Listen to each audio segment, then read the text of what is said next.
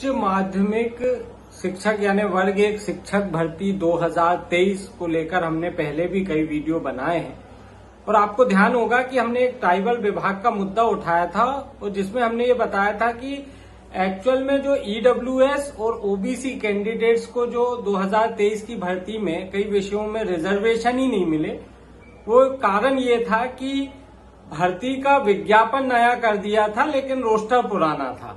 यही कारण है कि मामले का पेच फंसा। ओबीसी के कैंडिडेट अलग और ईडब्ल्यूएस के कैंडिडेट अलग हाईकोर्ट गए और हाईकोर्ट में याचिका लगा दी। ये एक ऐसा सामान्य सा मुद्दा था जो कोई भी समझ सकता है, लेकिन ट्राइबल विभाग के अधिकारियों को समझ में नहीं आया है। यूं कहें कि शायद जानबूझकर पेच फंसाया गया। जानबूझकर शब्द में इसलिए बोल रहा हूं कि अब इसी भर्ती से जुड़े कुछ नए दस्तावेज और तथ्य हमारे हाथ लगे हैं। उन तथ्यों को देखने के बाद, सुनने और समझने के बाद आप भी ये मानेंगे कि ये अधिकारी जो ट्राइबल विभाग में हैं, सही मायने में ऐसा लग रहा है कि एक्चुअल में उनकी भर्ती करने की मनसा ही नहीं थी। उन्होंने इतने लूप होल्स इस भर्ती में छोड़ दिए कि हर एक पॉइंट पे इसको कोर्ट में चैलेंज किया जा सकता है और भर्ती को लटकाया जा सकता है। और ये ऐसे लूप होल्स है कि एक सामान्य व्यक्ति को भी समझ में आएगा कि यार क्या कर रहे हो। हम शुरू से शुरुआत करते हैं। 2023 में वर्ग 1 में 2 परीक्षा हुई। पहली परीक्षा हुई पात्रता परीक्षा, दूसरी हुई चयन परीक्षा। पात्रता में पास होने के बाद चयन परीक्षा दी गई और चयन में मेरिट आने के बाद आपकी भर्ती होती। अब इसमें ट्राइबल विभाग ने खेल क्या किया, बहुत आसान आपको मैं दस्तावेज दिखाता हूं एक एक करके और आप बहुत आसानी से समझ जाएंगे। पहले हम जरा ये पात्रता परीक्षा का आपके स्क्रीन पे जो नोटिफिकेशन है, पहले आप इसको देख लीजिए। पात्रता परीक्षा यानी जो सबसे पहले जो परीक्षा हुई, इसमें जो नोटिफिकेशन है संयुक्त परीक्षा थी। उच्च माध्यमिक शिक्षक पात्रता परीक्षा 2023 स्कूल शिक्षा विभाग और ट्राइबल विभाग की संयुक्त थी। इसके पेज नंबर 3 का ये लास्ट पॉइंट देखिए। इसमें लिखा है, हमने रेड बॉर्डर करके रखी है ताकि आपको देखने में दिक्कत ना हो। शिक्षक पात्रता परीक्षा में भाग लेने वाले आवेदक जो निर्धारित शैक्षिक व्यावसायिक योग्यता अर्जित करने के अंतिम वर्ष में हैं, वे भी पात्रता परीक्षा में बैठने हेतु मान्य होंगे। कुल मिलाकर ये कहा गया कि ऐसे अभ्यर्थी जो पात्रता परीक्षा देने के समय अंतिम वर्ष में भी है, मतलब उनका फाइनल एग्जाम नहीं हुआ, उनके हाथ में डिग्री नहीं आई है, वो भी पात्र हैं कि आप पात्रता परीक्षा दे दो।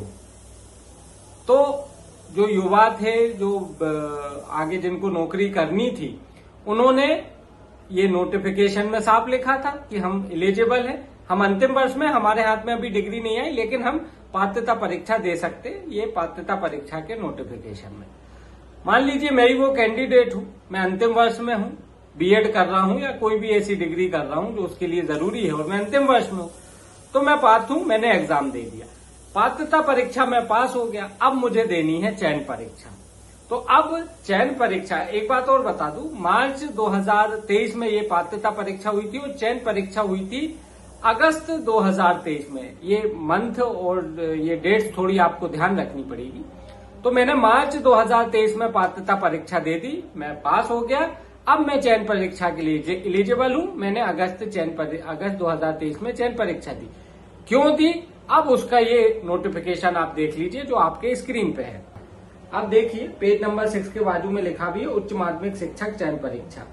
इसका 10.5 का ये बिंदु है जो हमने रेड कलर के बॉर्डर से करा हुआ है। इसमें क्या लिखा है, शिक्षक पात्रता परीक्षा में भाग लेने हेतु यह शर्त निर्धारित की गई थी कि ऐसे आवेदक जो निर्धारित शैक्षणिक व्यावसायिक योग्यता अर्जित करने के अंतिम वर्ष में हैं, वे भी पात्रता परीक्षा बैठने हेतु मान्य होंगे। जो हम पहले ही डिस्कस कर चुके, हम मान्य थे तो हमने पात्रता दे दी, हम पास आउट हो गए। आगे लिखा है, ऐसे अभ्यर्थियों को चयन परीक्षा उपरांत पात्र पाए जाने पर मेरिट क्रम में शैक्षणिक योग्यता संबंधी अर्हता अर्जन की संदर्भ तिथि विभाग में जिस दिनांक को दस्तावेज मांगे जाएंगे उस दिनांक को प्रस्तुत करने होंगे। कहने का अर्थ है कि चयन परीक्षा के समय ये 10.5 जो बिंदु है पेज नंबर 6 में लास्ट में जो दिया, इसमें यह कहा गया कि यदि आप चयन परीक्षा भी पास आउट हो जाते हो और आप मेरिट में आ जाते हैं तो ज्वाइनिंग से पहले, ज्वाइनिंग लेटर से पहले चॉइस फिलिंग और डॉक्यूमेंट वेरिफिकेशन होता है। तो ये जो बिंदु है 10.5 ये कहता है कि यदि आप मेरिट में आ रहे हैं तो आपको दस्तावेज सत्यापन के दिन अपनी डिग्री देनी पड़ेगी। कौन सी डिग्री? जिसका हमने पात्रता परीक्षा के समय ये कहा था कि इस डिग्री के हम अंतिम वर्ष में हैं। तो चयन परीक्षा का जो नोटिफिकेशन था उसमें ये कहा गया कि भैया चयन परीक्षा आप दे लीजिए, कहीं कोई दिक्कत नहीं है, लेकिन जब दस्तावेज सत्यापन होंगे उस समय आप जो है इसको जो डिग्री है आपकी वो आपको देनी पड़ेगी।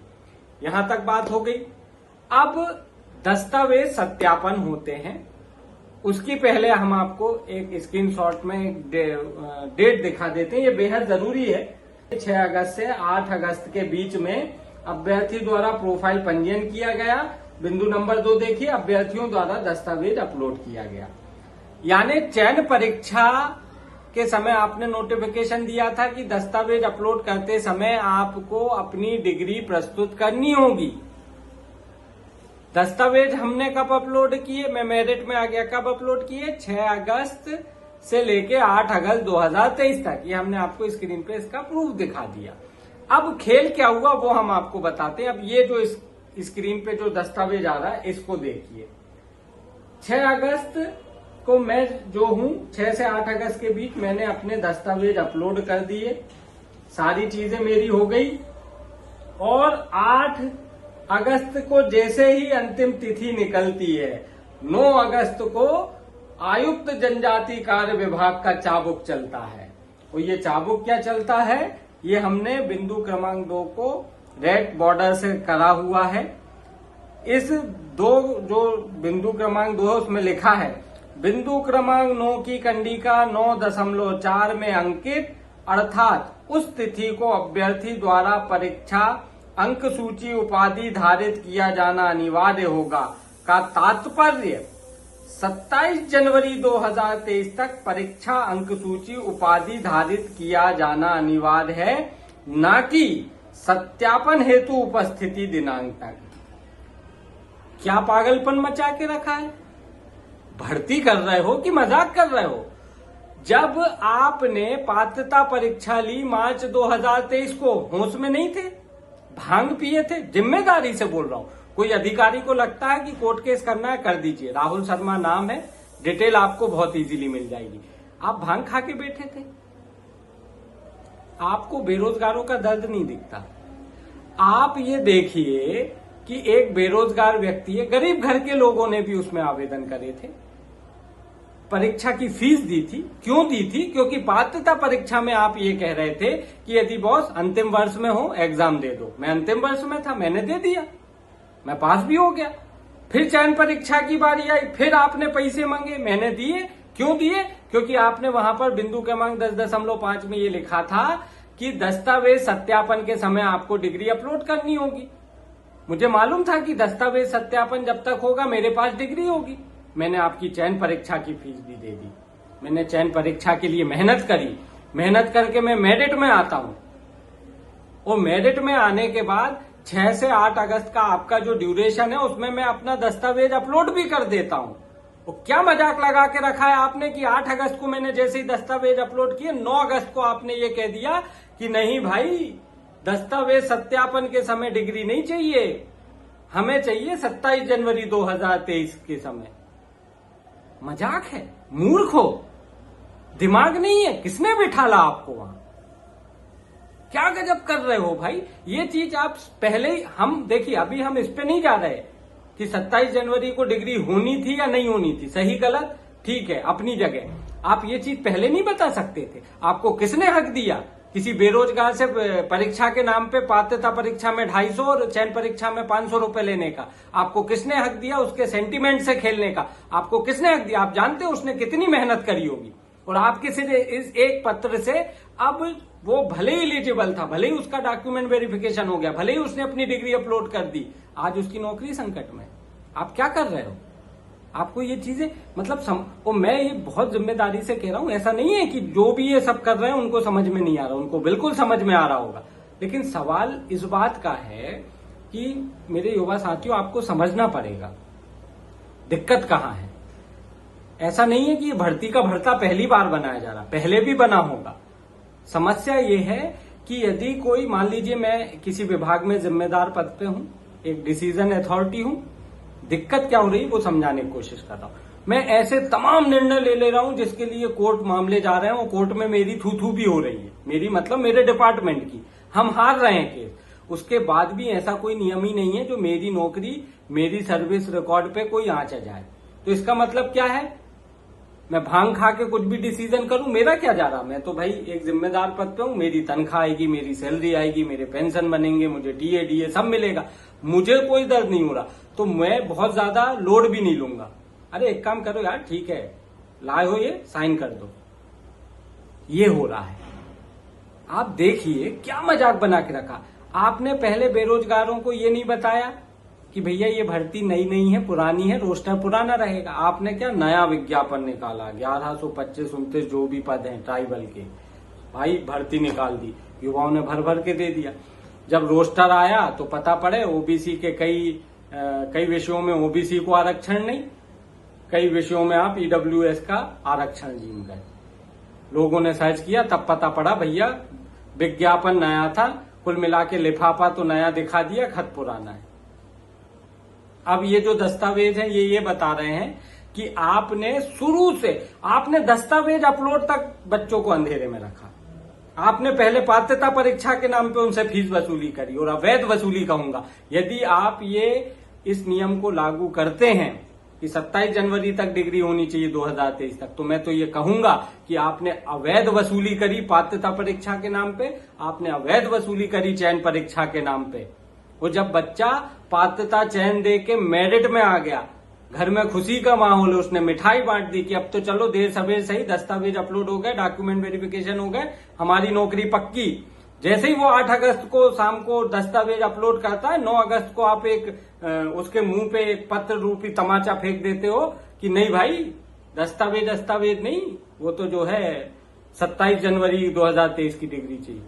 हलवा है क्या। और ऐसे में फिर मुझे ये बताइए, ये दोनों पॉइंट, आरक्षण वाला, ईडब्ल्यूएस ओबीसी वाला और ये वाला, क्या ऐसे मामले कोर्ट में जाके फंसेंगे नहीं? क्या जो भर्ती जो 2-3 महीने में होनी चाहिए, क्या वो महीनों सालों नहीं खिसक जाएगी? ऐसी मुझे सूचना आई है कि इनके ये जो तुगलकी फरमान टाइप के जो ऑर्डर निकले हैं, इसके कारण 1100 में से तकरीबन 600 बच्चों पर संकट आ गया। कुल मिला के वो तो हर वो नया बच्चा जो उस समय अंतिम वर्ष में था वो तो बाहर ही हो गया। अब वो मेरिट में आया है नहीं आया, अब ये कोई मायने ही नहीं रख रहा। अब भाई तुम्हारी मेरिट तुम पकड़ो, कारण क्योंकि हमें तो जो है 27 जनवरी की डिग्री चाहिए। गजब कर दिया यार, गजब कर दिया। और ये मैं ये नहीं समझ पा रहा कि मैं लगातार, मान लीजिए मैं ही वो अधिकारी हूं जो ये कर रहा हूं, मैं लगातार इस प्रकार की चीजें कर रहा हूं और ये जो ऊपर बैठे लोग इनको दिख नहीं रहा।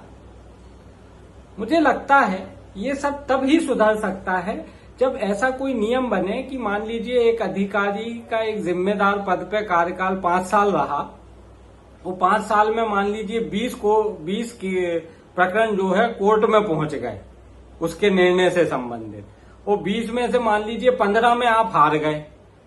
तो मुझे लगता है जब इस प्रकार के अधिकारियों का कार्यकाल का निरीक्षण हो और उनके सर्विस बुक में रिकॉर्ड किया जाए और इसका असर उनके आने वाली सैलरी, पेंशन, टीए डीए पे पड़े, सर्विस रिकॉर्ड में दर्ज हो कि ये क्या गुल खिला दिए हैं, जब तक ये रहे इनने इतने मामले डिसीजन लिए और इनमें से इतने विवादित हैं, इसमें इतने में कोर्ट ने विभाग के खिलाफ आदेश दिया है, ये सब सर्विस बुक में रिकॉर्ड हो, जिम्मेदारी तय हो, ना केवल जिम्मेदारी तय हो, दंडित भी किया जाए। अब ये सिर्फ मेरा सुझाव है, कमेंट बॉक्स में आप बताइए कि इसका जवाब क्या होना चाहिए।